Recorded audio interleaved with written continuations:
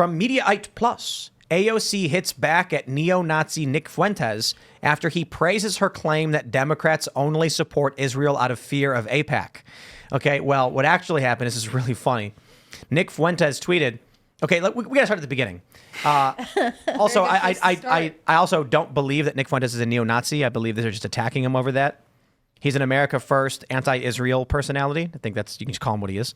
So AOC tweets, an unspoken secret in Congress is that much of the reflexive, blind, unconditional vote support for nearly any Israeli government action isn't from actual agreement. It's from fear.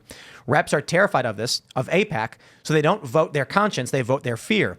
Fuentes says AOC is more America First than 99% of Republicans. You cannot deny Nick Fuentes complimented AOC over her position on Israel. We have even had people who have super chatted to us that they would vote for Joe Biden if Joe Biden came out opposed to Israel. That is how many of these people feel when it comes to Israel. But being called America First is not a compliment for AOC. She said, you are a white supremacist and I want nothing to do with you nor the world you imagine. I believe in a multiracial democracy, one of economic rights, civil liberties, and that affirms the working class and the rights of women and LGBTQ people. These are not small differences. They're irreconcilable. White supremacy is a scourge and must be disavowed in all places. What's really funny is all Nick said was that she was right. Right. And that she was lost such her an uncalled mind. for response. She lost her mind over Well, this. that's because she lost her mind because AOC believes that your supporters are indicative of who you are personally.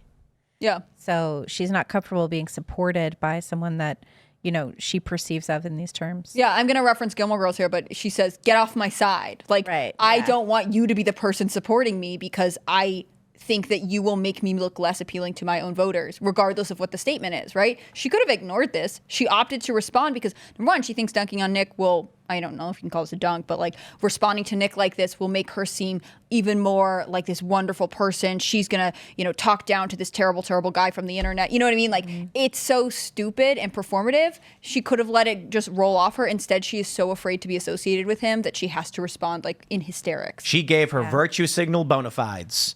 But it won't matter because she criticized Israel and she will continue and Fuentes will praise her for doing so.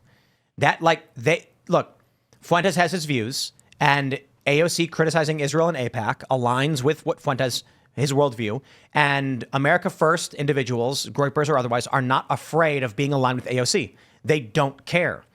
AOC is terrified of being aligned with Nick Fuentes, however, because they are tribalists who care more about what their tribe thinks of them than what they actually are concerned with politically. Well, and this also speaks to what we were talking about before, where it used to be that you could share some views with a person and not others. And now it's like if you don't subscribe to a person's entire program, you don't want anything to do with them. You don't even, you don't even want to share a tweet with them. She probably reported him to X for harassment. She was like, this is him. bullying. He has to get away from me. I'm not associated with this. Right. This is probably an emergency meeting for her staff, right? While they all sat there and drafted this. And she was like, we cannot let this stand. There was Oh, like God. mascara down the face. This is why there's a lot of people who claim Fuentes is a Fed, which I don't think is true.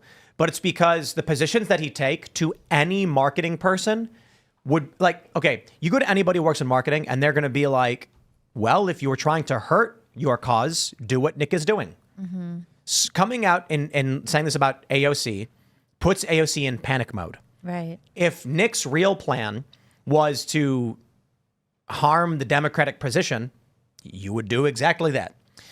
The idea of coming out and saying, so like one of the criticisms is that he calls himself America First.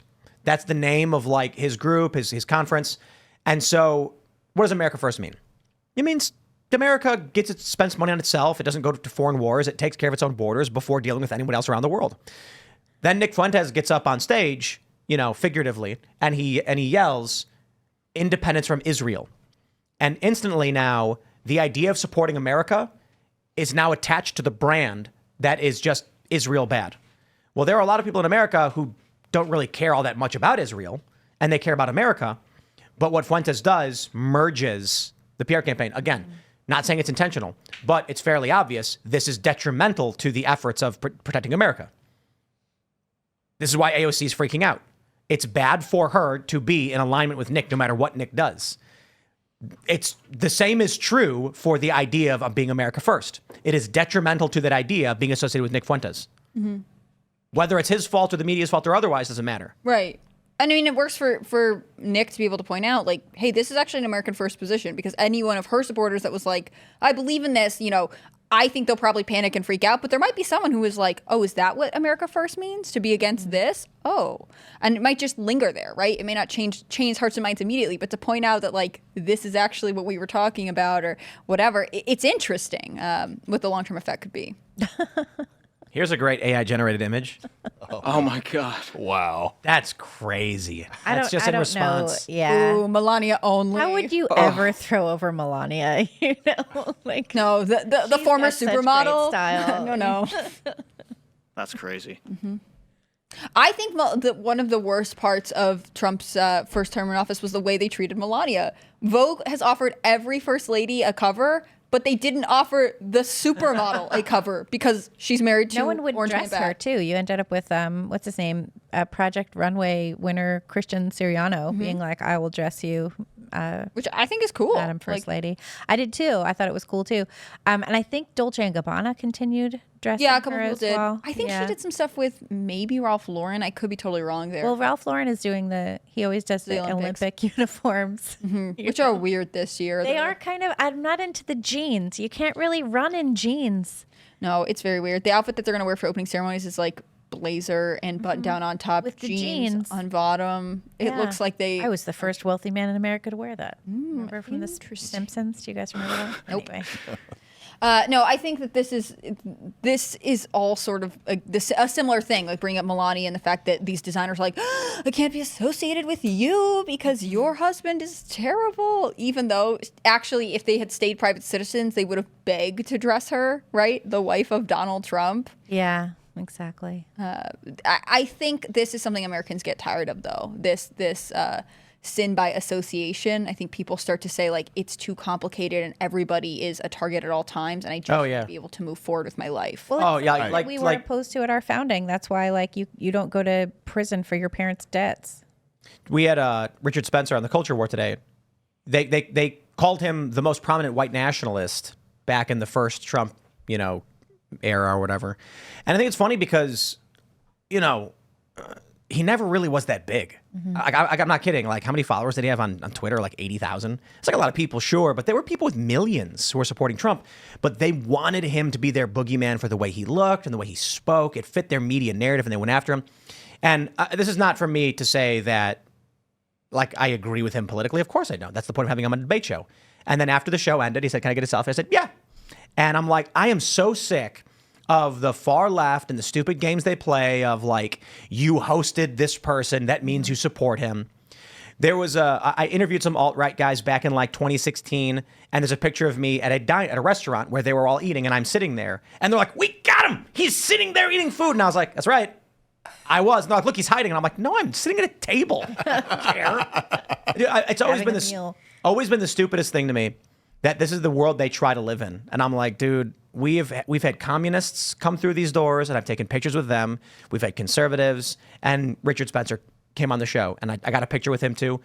You can accuse me of being. I'm going to interview as many people as I can. I interviewed a former Soviet general once. I am not a Soviet nor a communist. Cool. How did that go?